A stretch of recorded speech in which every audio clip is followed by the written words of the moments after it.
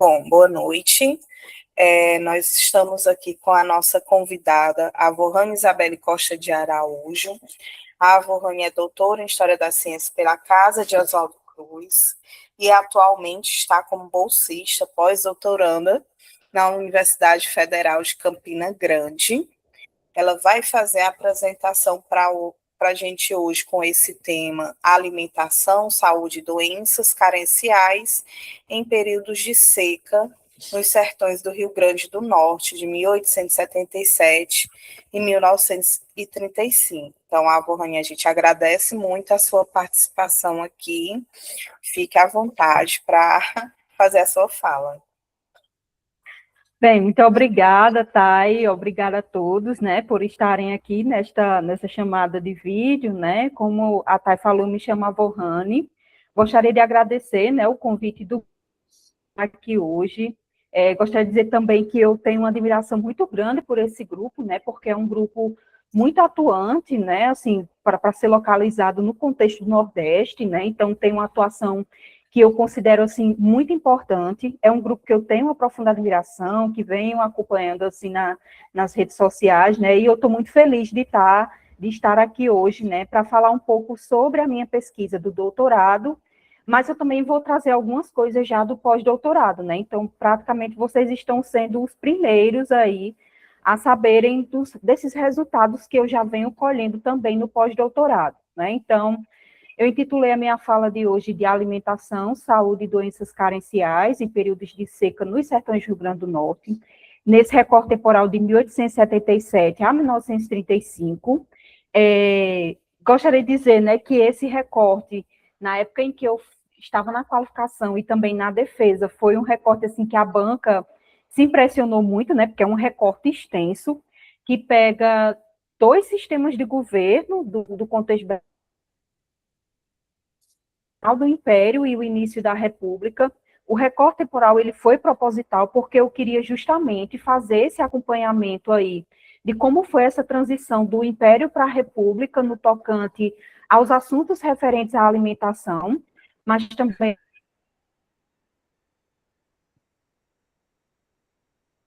a questão da saúde e das doenças carenciais, né, principalmente. Então, foi um recorte proposital.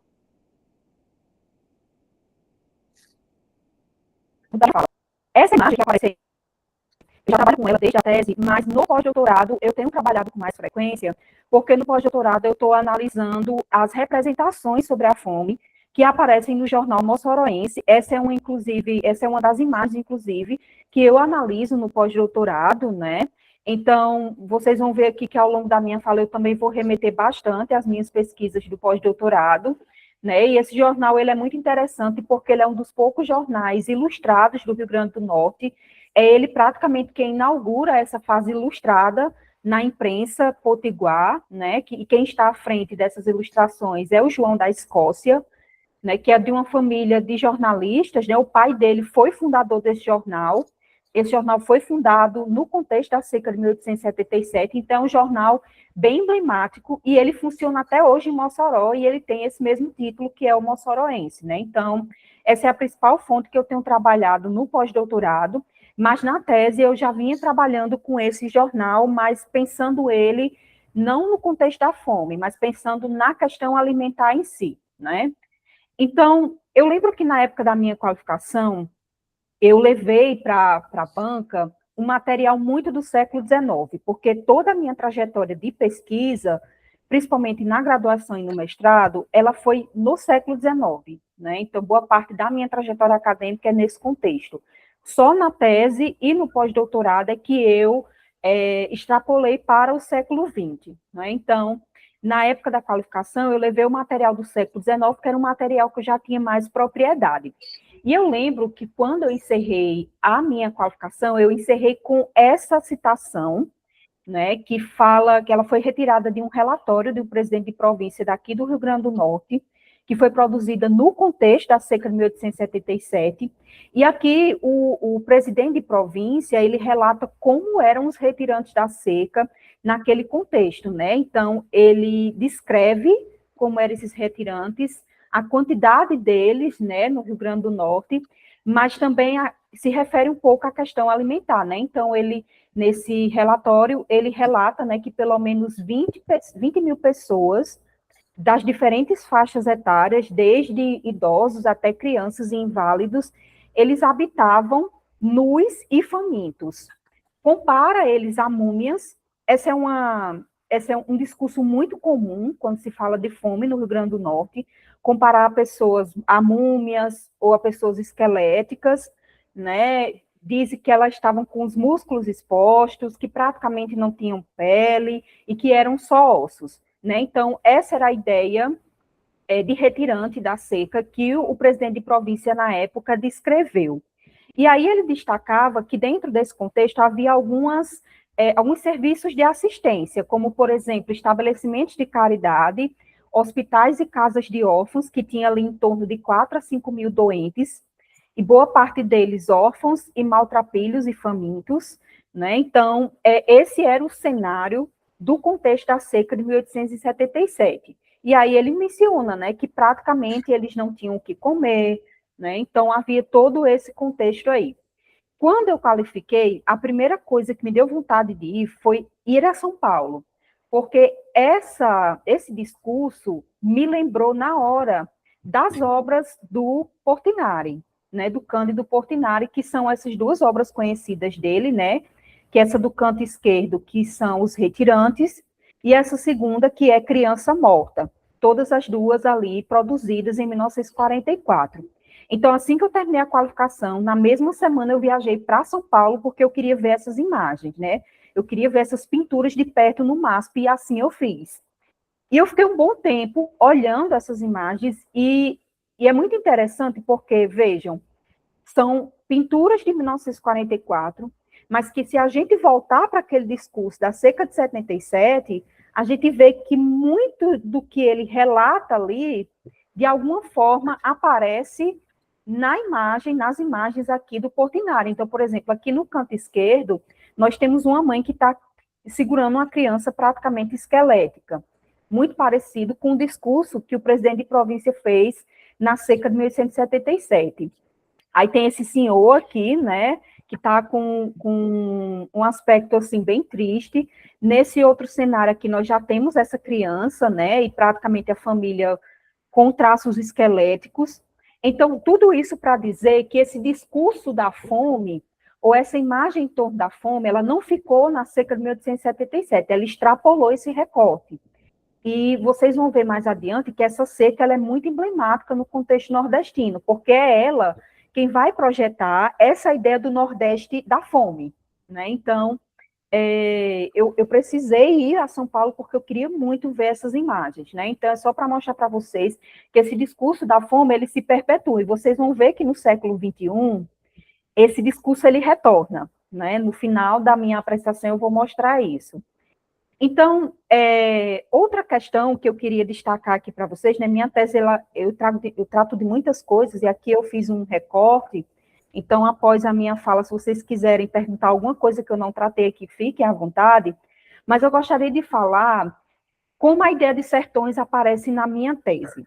Foi uma outra coisa que a banca questionou muito na época, por que que eu usava a palavra sertões no plural e não sertão? E aí eu explico, né? A categoria de sertões, ela aparece na minha tese de diferentes maneiras, tanto na perspectiva geográfica, né? E aqui eu vou falar para vocês de que sertões geográficos eu estou falando do Rio Grande do Norte. Então, na minha tese, eu trabalhei com dois recortes de sertão. Esse sertão aqui, do chamado Seridó Potiguar, porque nós temos dois seridóis aí, né? O Seridó Potiguar e o Seridó Paraibano. Então, basicamente, eu trabalhei com os dados da cidade de Caicó e Currais Novos, né? Então, essas são as duas principais cidades que aparecem na minha tese, e o chamado Alto Sertão Potiguar, que compreende principalmente as cidades de Mossoró e Açu. E eu não escolhi essas categorias de sertões por acaso. Vejam que essas cidades, tanto a do Seridó quanto a do Alto Sertão, elas ficam na fronteira com dois estados super importantes do Nordeste, que são Ceará e Paraíba. Por que esses estados são importantes? Primeiro, os retirantes do Rio Grande do Norte, eles não só migraram dentro do próprio sertão ou dentro das cidades do Rio Grande do Norte, mas eles também migraram para a Paraíba e para o Ceará. Vejam, são estados bem próximos do Rio Grande do Norte. Então, quando eles não viam perspectiva nenhuma no Rio Grande do Norte, eles iam ou para o Ceará, caso estivessem em Mossoró, ou iam para a Paraíba, caso estivessem em alguma cidade aí do Seridó. Então, eram duas cidades estratégicas, dois estados estratégicos para os retirantes do Rio Grande do Norte. Além disso, né, nós temos aqui 3 portos importantes que vão aparecer na minha tese, que são Natal, Macau e Areia Branca. Esses portos são importantes na minha tese porque era por meio desses portos que entravam a assistência que o governo central, que naquela época ficava no Rio de Janeiro, enviava os socorros públicos para os retirantes. Então, eles entravam, as embarcações entravam pelo porto de Areia Branca, Macau e Natal, trazendo alimentos para os retirantes. Hoje, por exemplo, aqui onde eu estou passando o mouse, essa área aqui atualmente no Rio Grande do Norte se chama de Costa Branca. Por quê? Porque essas são as 2 principais cidades que produzem sal no Rio Grande do Norte. Se não me falha a memória, o Rio Grande do Norte é o segundo maior produtor de sal do Brasil. Nesse contexto do século XIX e início do XX, Areia Branca e Macau já eram importantes produtores de sal. Então, veja que esses portos também são muito estratégicos, né? Natal recebeu grande número de retirantes, mas Mossoró recebeu muito mais. Por quê? Porque Mossoró já ficava fronteira com o Ceará, então era muito mais fácil o deslocamento para esses retirantes, né? Então, essa é a ideia dos sertões geográficos que eu trabalho na minha tese, né? São esses sertões mais estratégicos, né, que ficavam próximos mais ou menos aos portos, mas também ficavam próximos de 2 estados importantes. Também pelo Ceará e pela Paraíba entraram muitos alimentos. Quando faltava alimentos no Seridó e no Alto Sertão Potiguar, esses alimentos vinham do Ceará e da Paraíba, então a documentação menciona isso. Então, esse é o recorte que eu trabalho na minha tese, certo?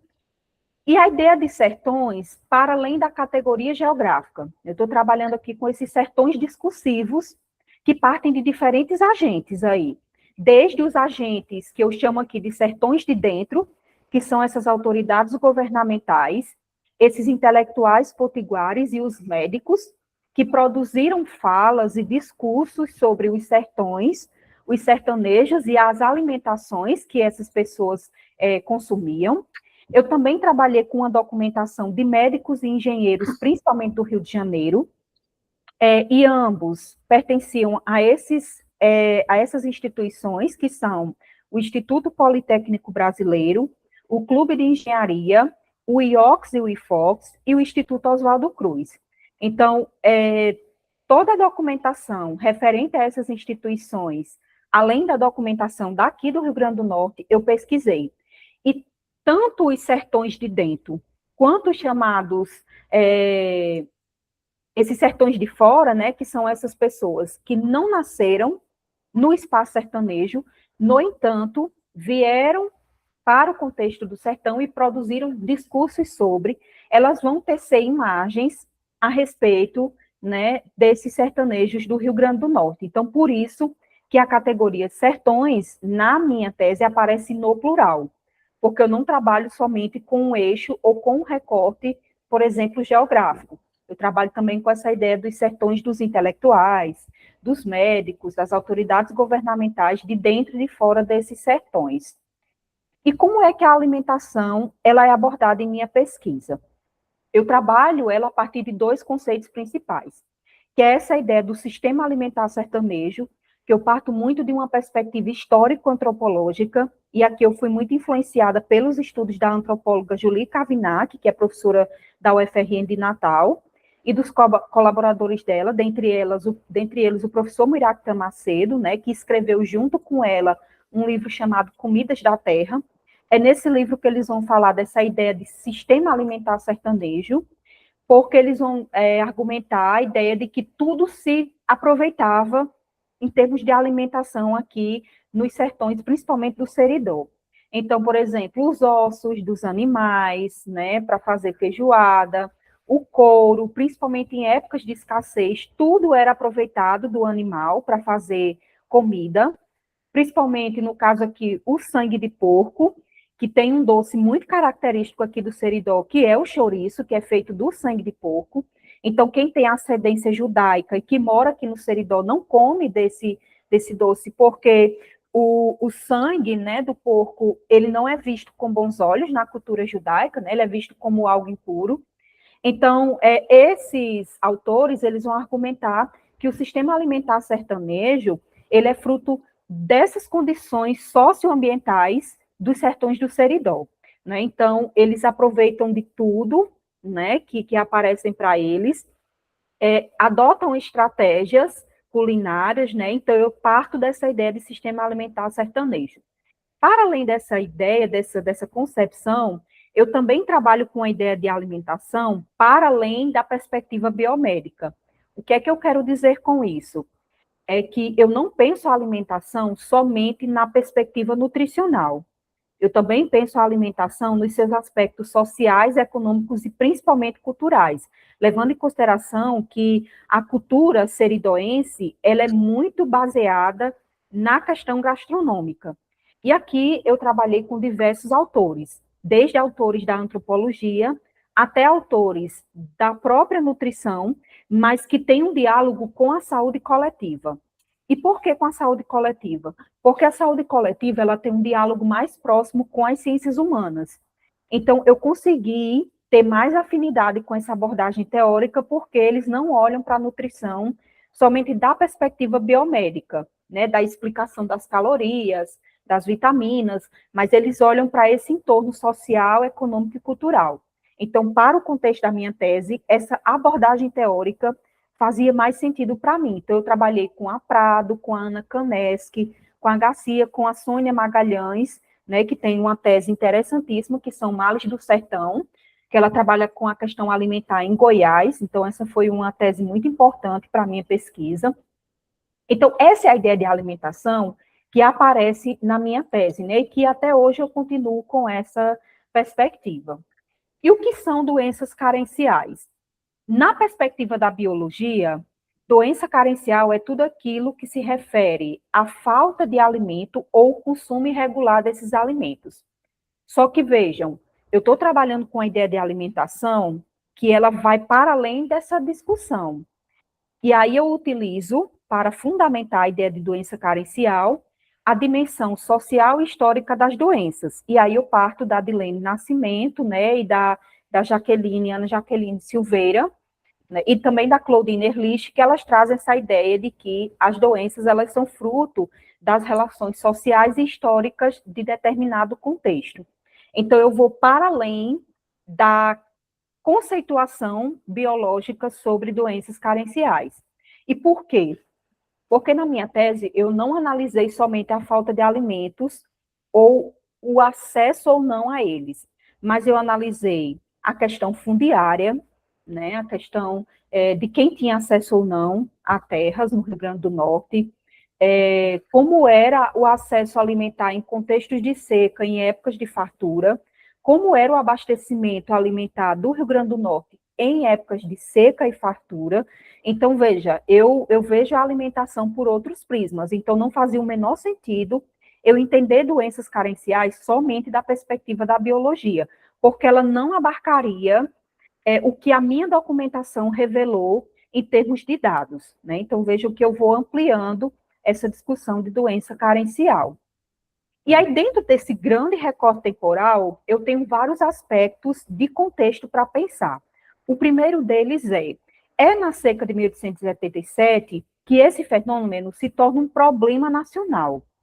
Então, é a partir desse contexto que as províncias do norte começam a reivindicar o sul, naquela época não existia sudeste, nordeste, era norte e sul.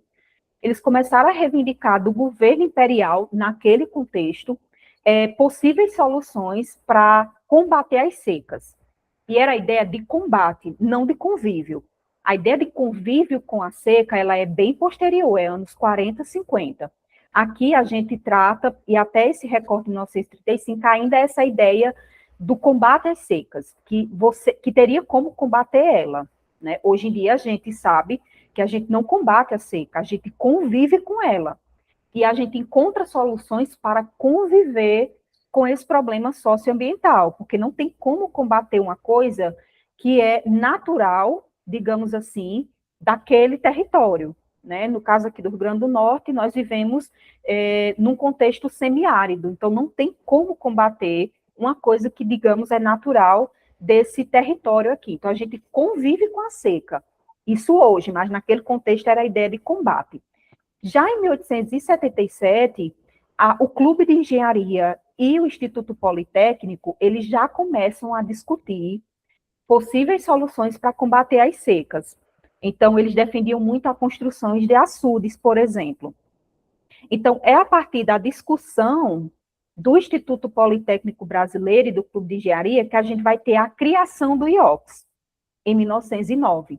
Então, a Inspetoria de Obras contra as Secas, ela é um desdobramento dessa discussão que já vinha sendo feita desde a seca de 77. Então, veja que nada aqui é por acaso, né? O IOCS, ele não surgiu do nada. Ele já foi fruto dessa discussão dos engenheiros naquela época. E o IOCS e o IFOX atuou, assim, de maneira latente aqui no Rio Grande do Norte. Nesse contexto aqui da minha tese, eles basicamente trabalharam em construções de açudes, estradas de ferro e poços artesianos. Uma das primeiras medidas foram os poços artesianos. Depois eles começaram com as estradas de ferro e, em seguida, com a construção de açudes. Então, essas foram as principais obras que essas duas instituições fizeram aqui no Rio Grande do Norte. Além desse contexto, nós temos também, acontecendo aí nesse período, expedições científicas para os sertões, no intuito de conhecer os sertões brasileiros, porque quando a República ela se instaura, nós temos aí uma construção da identidade nacional. E para as elites daquele contexto, a ideia do brasileiro puro e genuíno estaria nos sertões.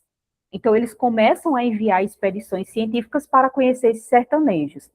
E aqui nós temos expedições de diferentes frentes e instituições. No caso aqui do Rio Grande do Norte, a gente tem tanto expedições do IOCS, como expedições de médicos, principalmente do Instituto Oswaldo Cruz, né? Então, essas expedições, elas acontecem aqui no cenário norte-riograndense. Já no final ali dos anos 20 e 30, a gente tem a constituição da nutrição enquanto campo científico no Brasil. Por que isso é importante?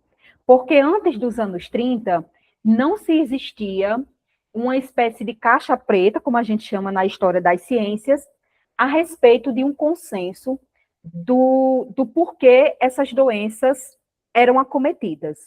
Então, por exemplo, beriberi e escorbuto, que eram doenças carenciais provocadas por carências vitamínicas, B e C principalmente, naquele contexto, elas eram colocadas ou como doenças infectocontagiosas.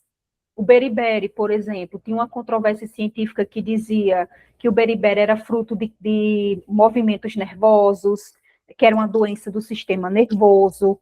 Então, vejam, tinham várias teorias a respeito dessas doenças. A ideia da teoria miasmática, da teoria microbiana, todas essas teorias do final do século XIX, início do século XX, elas eram explicações para essas doenças. Mas nós temos uma exceção. Teve um médico, nesse recorte, já do final do século XIX, que chegou a suspeitar que o beriberi provavelmente poderia ser uma doença de ordem nutricional. E esse médico foi o Nina Rodrigues. Nina Rodrigues tem uma coluna, né? Ele escrevia numa coluna do jornal Pacotilha, que era um jornal do Maranhão, né? E que ele escreveu um estudo sobre a farinha, né? Esse estudo ele foi dividido em várias partes. Então, toda a edição do jornal ele publicava uma parte sobre esse estudo que ele fez sobre a farinha de mandioca nas províncias do norte. Então, teve, por exemplo, na primeira parte do estudo, ele falou sobre a importância da farinha de mandioca para as províncias do norte, como sendo o principal alimento dos sertanejos. E já no finalzinho, ele suspeita, ele até coloca, né, que provavelmente o beriberi era uma doença causada por problema alimentar. E aí ele até coloca que a farinha poderia ser um componente, né? Por quê? Porque consumia-se muita farinha e poucos complementos. Então, o Nina Rodrigues, de alguma maneira, já apontava para isso. Só que o que é que acontece? Quando o Nina Rodrigues publica esse último estudo, ele começa a ser ridicularizado pelos colegas de profissão, e aí eu não sei, até hoje eu não sei que médico foi esse, né, que apelidou o Nina Rodrigues de doutor Farinha Seca, né, porque tinha coisas muito mais importantes para os médicos pesquisarem, o Nina Rodrigues foi pesquisar a farinha. E o Nina Rodrigues responde, né? Então, na edição seguinte do jornal Pacotilha, ele responde a esse médico, ou aos médicos, né? Eu não sei se foi mais de um, dizendo que ele só estava exercendo o trabalho dele, né? Que esse estudo havia sido encomendado pela Inspetoria de Higiene, né? Que ele estava fazendo esse estudo sobre a farinha. Então, ele responde de uma forma muito elegante, né? A respeito, não chega a mencionar o apelido, mas chega a dizer que ele foi ridicularizado pela literatura médica, pelos próprios colegas, né? Então, o Nina Rodrigues, nesse contexto, é um dos poucos que chega a apontar que o beriberi, por exemplo, era uma doença de ordem de problema alimentar, né? Mas a caixa preta, como a gente diz na história da ciência, ela só é fechada, né, quando batem o martelo e dizem, não, o beriberi é uma doença nutricional lá nos anos 50, né, que aí a nutrição ela já está mais avançada, né, já tem descoberta a vitamina ela é descoberta em 1919, e aí é muito interessante porque quando a vitamina ela é descoberta, o Brasil Médico, que era o importante periódico da Academia Brasileira de Medicina, né, vinculada ao que hoje é o FRJ, né, por exemplo, eles já começavam a colocar a ideia da falta de vitaminas como um possível componente ligado ao beriberi, por causa dessa descoberta, né? Mas ainda era tudo muito nebuloso. Então, veja que eu estou num cenário médico-científico muito controverso, que não se sabia muito bem de onde partiam essas doenças, quais eram as causas, a etiologia delas, não se sabia muito bem, né? Então, eu estou nesse cenário aí em termos de medicina e ciência. E aí, no contexto dos anos 30, né, para fechar essa discussão do recorte, eu tenho ações mais sistemáticas no Rio Grande do Norte.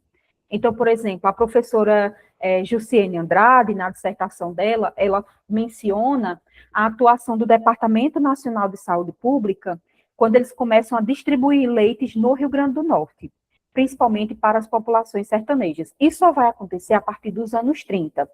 E aí vejam que a gente está se encaminhando para um cenário aí em que a gente está chegando próximo ao governo Vargas, a era Vargas, que foi um governo que se preocupou muito com a alimentação dos trabalhadores. Então, a gente está nesse contexto aí em que a alimentação e as medidas governamentais voltadas para ela, elas se tornam mais sistemáticas, pelo menos aqui no Rio Grande do Norte. Antes de 30, a gente só tem socorros públicos, que era o quê? Que eram essas assistências enviadas em casos de calamidade pública, como seca, guerra, fome, né? Então, o que é que se enviava? Alimentos e assistência médica, só. Né? Não tinha nada sistematizado, nenhuma medida a posteriori. Depois que passa seca, como é que... Não tinha nada disso. No máximo que tinha era distribuição de sementes para as pessoas plantarem nos seus roçados. Mas ainda assim era algo muito paliativo. Algo mais sistematizado mesmo, pelo menos aqui no contexto potiguar, a gente só vai ver a partir dos anos 30, né? Então, e muito por causa também das próprias denúncias do IFOX, porque os engenheiros começaram a denunciar, dizendo, olha, não tem condições de fazer um açude se os trabalhadores estão morrendo de fome, então vocês precisam fazer uma ação mais sistemática para esses trabalhadores resistirem ao trabalho. Então, o próprio IFOX também começa a fazer denúncias ao governo central. Então, esse é o cenário do Brasil e do Rio Grande do Norte nesse contexto do recorte temporal que eu estou trabalhando aqui. E aí eu já começo a tratar especificamente dos problemas alimentares. O primeiro deles é a questão do preço dos alimentos. Então, durante todo o meu recorte temporal, a oscilação dos preços dos gêneros alimentícios são absurdos, principalmente em contexto de seca. E não só em contexto de seca, mas no inverno também. E aí eu volto para aquela discussão da ideia de sertões, porque aqui eu não trabalho com a ideia somente dos sertões secos, do sertão do sólido árido, por exemplo. Eu trabalho também com os chamados sertões verdes. Por quê? Porque não só a seca trazia problemas para a população potiguar, o inverno também. Então, eu tenho vários relatos, principalmente nos relatórios governamentais, dos proprietários de terra reclamando de chuva. Por quê? Porque quando a chuva vinha, ela alagava toda a produção. Então, a produção que eles passaram um tempo plantando com a água da chuva, ela era arrasada por causa da invernada. Então, perdia-se toda uma produção alimentar por causa do inverno. Então, eu desconstruo a ideia de sertão seco aqui também, né? Então, eu não parto só da ideia do sertão seco, da fome, da miséria, embora esse seja o discurso que predomina a documentação. Por quê? Por uma estratégia política. Porque a seca, a fome, ela era uma estratégia política naquele contexto, né? Então, é a ideia da agência da seca, a seca que trazia esse recurso para o Rio Grande do Norte. Esse trecho aqui eu tirei de um diário de um fazendeiro de Currais Novos, chamado Laurentino Bezerra de Medeiros. Ele escreveu um diário que ele deixou de herança para o filho dele, Ulisses Telêmaco, que ele era uma espécie de notas, não era um querido diário, hoje aconteceu isso, eram notas, e eram por ano. Então, por exemplo, em 1878, a farinha aumentou de 4 a 5 mil réis, então eram mais notas. Mas ele tem uma característica de diário, porque em cada ano ele ia relatando o que acontecia, principalmente na fazenda dele. E olha que interessante, ele diz, né, que a farinha subiu de 4 a 5 mil réis no contexto da seca de 77, e que tudo se morre à fome. No entanto, ele, por ser um fazendeiro, por ter curral, por ter gado e açude, na seca de 77, ele teve fartura. Então, a seca não comprometeu a vida familiar dele. Por quê? Porque ele tinha açude, ele tinha gado, ele tinha curral. E nesse contexto da seca de 77, ele conseguiu produzir gerimum. E tem outra fala dele, nesse diário, que ele diz que ele produziu tanto gerimum que ele distribuiu para os vizinhos e ainda vendeu como excedente agrícola para as feiras de Currais Novos. Então, aqui, essa ideia do sertão, que dentro desse mesmo contexto de seca, nós temos diferentes realidades. Nós temos a realidade dos retirantes, que tiveram que abandonar a sua vida no Rio Grande do Norte e migrar, né, como eu mostrei ali no mapa. Nós tivemos fazendeiros que conseguiram sobreviver à seca, como o Laurentino, e nós tivemos pessoas que, mesmo na condição de seca, preferiram ficar aqui do que migrar. Então, nós tivemos diferentes realidades aí, quando a gente trata desse contexto de seca. E aqui eu trago para vocês, por exemplo, um gráfico que eu produzi, e aí eu gostaria de fazer um adendo. Esse gráfico ele foi produzido somente com os registros de óbito daqui de Caicó, porque foram os únicos registros que eu tive acesso. Por quê? Porque esse capítulo que eu escrevi, que é o último capítulo da tese, eu escrevi ele no contexto de pandemia. Então, eu não tive como ir a outras cidades do sertão daqui do Seridó pesquisar em registro de óbito, porque a gente estava no contexto pandêmico. Então, eu trabalhei com aquilo que eu tinha no computador. Então, o que eu tinha era esses documentos aqui da freguesia de Santana do Seridó. E o que é que esse gráfico mostra? Ele mostra os altos índices de mortalidade infantil. E vejam, né, que eles são crescentes aí. E essa taxa de mortalidade, ela vai se manter em todo o meu recorte temporal. É a maior taxa de mortalidade que tem é a infantil, infelizmente, né? Porque isso demonstra que a seca, né, e também a falta de alimentos, ela comprometeu as futuras gerações daquele contexto. Então, veja que de 194 registros que eu pesquisei no contexto da seca de 77, mais de 50 registros foram causa-mortes, né, de crianças de 0 a 10. Por que de 0? Porque muitas crianças morriam na barriga da mãe. E isso tem no registro de óbito. Para mim, assim, de toda a tese, esse foi o capítulo mais difícil de escrever, porque no registro de óbito tinha lá, criança tal, de idade tal, causa mortes, fome. E para mim foi muito doloroso ler isso, né? E a gente estava no contexto da pandemia de Covid-19, em que as pessoas também estavam morrendo de fome. Então, eu paralisei. Esse capítulo aí eu simplesmente travei, porque eu não estava conseguindo escrever. Eram dados muito, muito chocantes. Tanto que eu passei quase uma semana assim, sem conseguir escrever. E aí fui adiantando outras coisas da tese. Só para mostrar para vocês que não tem como a gente não se sensibilizar com esses tipos de dados, né? Assim, são dados muito sensíveis, né? Que tratam aí de uma geração que deixou de crescer porque estava morrendo de fome, né? E aí, só para mostrar para vocês como esse dado permanece, né? Aqui já foi uma tabela que eu fiz com as principais doenças causa-mortes que eu encontrei nos registros de óbitos. Vejam que aqui, na faixa etária de 0 a 10 anos, que foi aquela que eu mostrei, 14 crianças morreram de fome. É o maior dado que tem aí, né? Seguido de espasmos, diarreia. Diarreia também tem uma conexão com a questão alimentar, por causa da desidratação.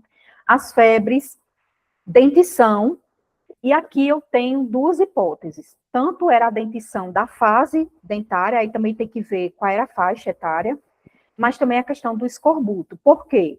Porque o principal sintoma do escorbuto era a inflamação na gengiva.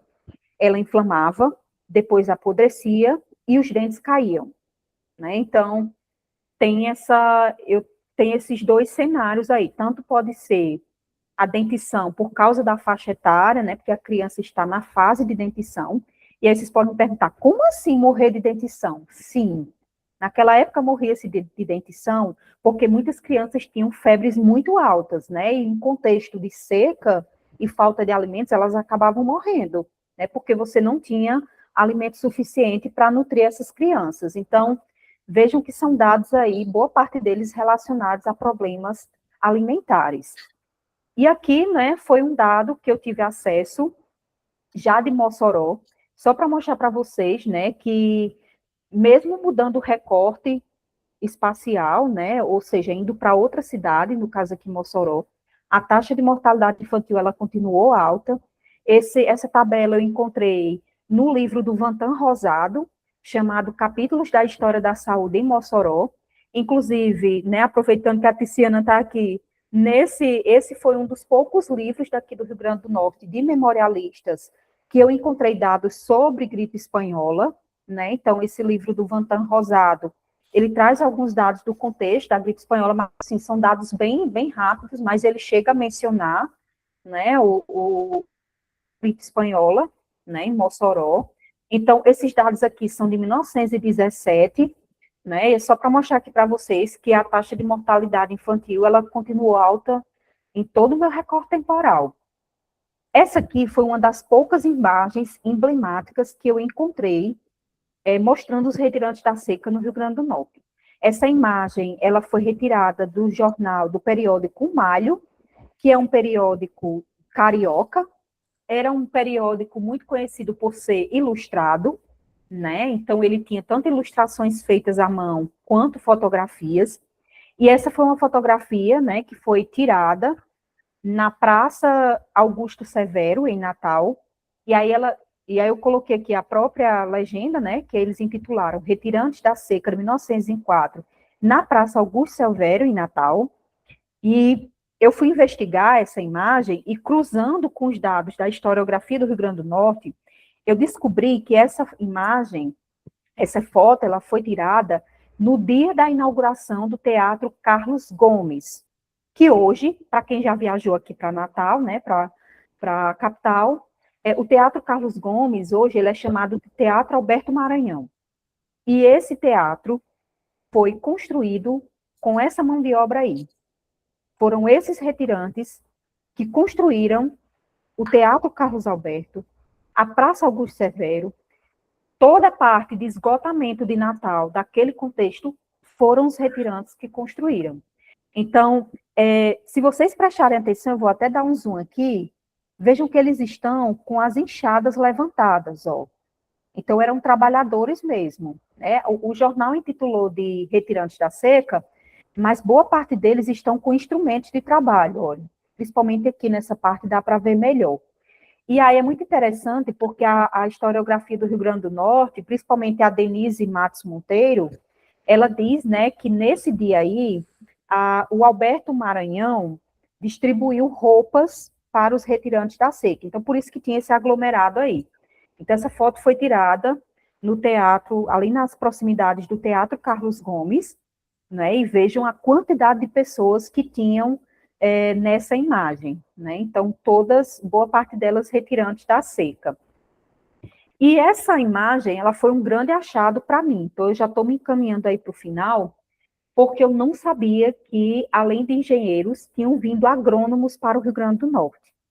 Essa imagem eu encontrei num relatório que eu fotografei lá no Clube de Engenharia, que fica no centro do Rio de Janeiro. Então, quem tiver interesse, né, em visitar, em saber mais informações sobre esses relatórios, eles estão no Clube de Engenharia, desse contexto que eu trabalhei. E nesse relatório, eles têm essa imagem desse agrônomo medindo um pé de fava e milho que eles produziram na pedra calcária da Chapada do Apodi. A Chapada do Apodi, ela fica mais ou menos ali já no que nós chamamos, nesse contexto aqui, de Alto Sertão Potiguar. Hoje, no mapa do Rio Grande do Norte, a gente chama de Oeste, né? Então, a região de Mossoró, Açu, ela é chamada de Oeste, mas Açu, principalmente, Vale do Açu.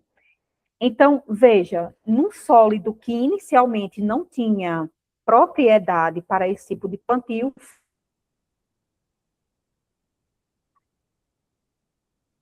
foi desenvolvido o crescimento dessas plantações. Eu considero que essa foto foi um achado para mim, porque eu não imaginava que eu sabia, por exemplo, de pessoas, né, que vieram, de especialistas na área de peixes, que vieram para estudar qual era o tipo de peixe que servia para os açudes do Rio Grande do Norte. Isso eu sabia. Mas, por exemplo, e geólogos, hidrólogos e geólogos, mas eu não sabia que tinham vindo agrônomos para cá. Então, esse é um dos registros que tem no relatório. E aí tem a parte da expedição que eu falei para vocês, né, que é do Belisário Pena. Belisário Pena e Arthur Neiva, eles fizeram uma importante expedição pelos sertões brasileiros em 1912, perdão. Mas nessa expedição, eles não passaram pelo Rio Grande do Norte. Só que em 1926, Belisário Pena fez uma expedição para 3 estados, Paraíba, Pernambuco e Rio Grande do Norte. E ele produziu um manuscrito que está lá no Centro de Documentação da Casa de Oswaldo Cruz. E o que mais me chamou a atenção é que ele escreveu mais sobre a população do Seridó, e do Seridó daqui do Rio Grande do Norte, não o Seridó da Paraíba. Ele especificou bem, sertanejos do Seridó do RN, né? Tem partes até que ele coloca RN, porque ele ficou impressionado com o tipo de sertanejo que ele encontrou aqui. Então, ele até diz, né, que encontrou muita gente culta, muitas moças e senhoras finamente educadas, trajadas à moda, sem exageros condenáveis, que habitavam casas confortáveis, de estilo moderno. E aqui, como ele passou por Acari, quando ele ia relatando, me lembrou muito dos casarões de Acari, né? Foi me passando pela cabeça, né? Provavelmente ele deve ter visitado uma dessas casas de Acari. Mesas bem postas e bem servidas, alimentos sadios, frutos saborosos, tudo isso num ambiente simples, cordial e hospitaleiro. E aí ele diz, né? Foi de grande surpresa a minha verificação de progresso intelectual e do bem-estar material daquelas populações de brasileiros, numa região, aí essa parte está ilegível, e hostil da natureza. Então, o Belisário Pena, ele veio com uma ideia, um pré-conceito de sertanejo. Então, ele veio com a ideia, quando ele passou aqui pelo Seridó, ele veio com essa ideia de encontrar um sertanejo raquítico, sofrendo de inanição, de fome, só que o Belisário se deparou com outro tipo de sertanejo. E a gente tem que contextualizar o Belisário Pena, porque nós temos que pensar o Belisário Pena da Expedição Neiva e Pena e o Belisário Pena de 1926, né? Então, ele construiu todo o imaginário de sertão por causa da expedição de 1912. Então, ele veio com aquela ideia de sertão para cá, só que ele se surpreende. Ele não esperava encontrar esse tipo de sertanejo aqui. E esse manuscrito dele reforça um importante aspecto da cultura seridoense, que é a gastronomia. Todo seridoense, a primeira coisa que ele faz é receber alguém bem com uma mesa posta. E isso é do sertanejo simples ao sertanejo mais rico. Não importa, ele pode ter alimento nenhum para ofertar, mas ele vai dar um jeito de ofertar o melhor que ele tiver. Então, essa fala do Belisário Pena, ela reforça essa ideia da alimentação para além da dimensão nutricional. Aqui a gente vê a questão da gastronomia como elemento cultural de um povo. E isso reforça como os seridoenses recebiam essas pessoas. E aí, para finalizar, a gente volta para o início do slide, aquilo que eu falei. Então, lá em 1878, a gente tem aquela ideia de fome da múmia, do esqueleto, do solo ressequido, da imagem do Portinari, e a gente retorna para essa ideia no século XXI.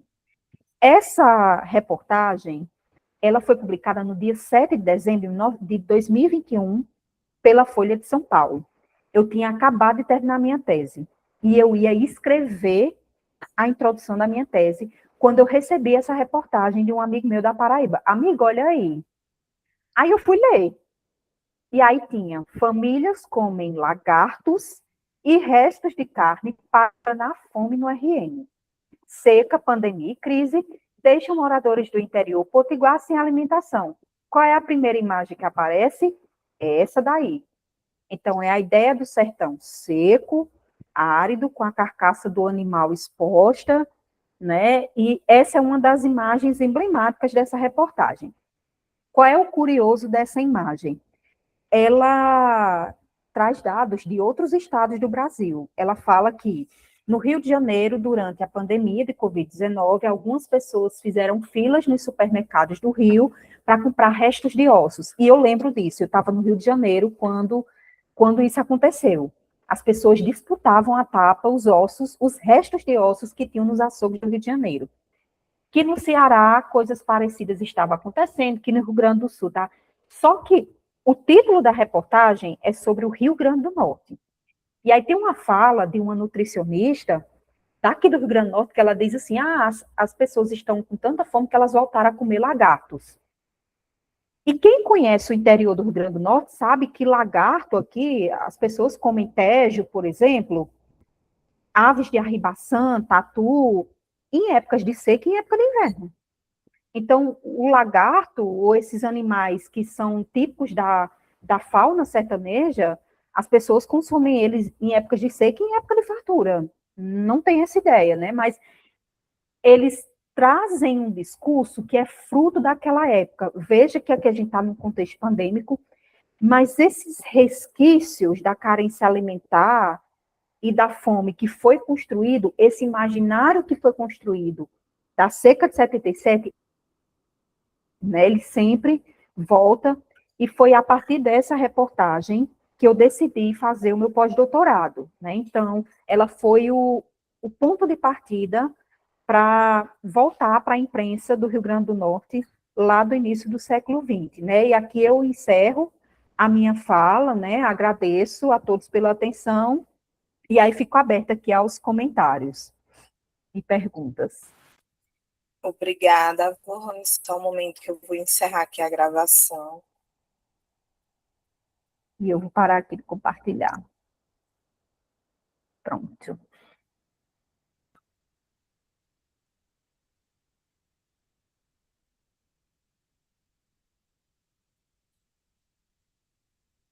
Opa, tem umas perguntas aqui interessantes já.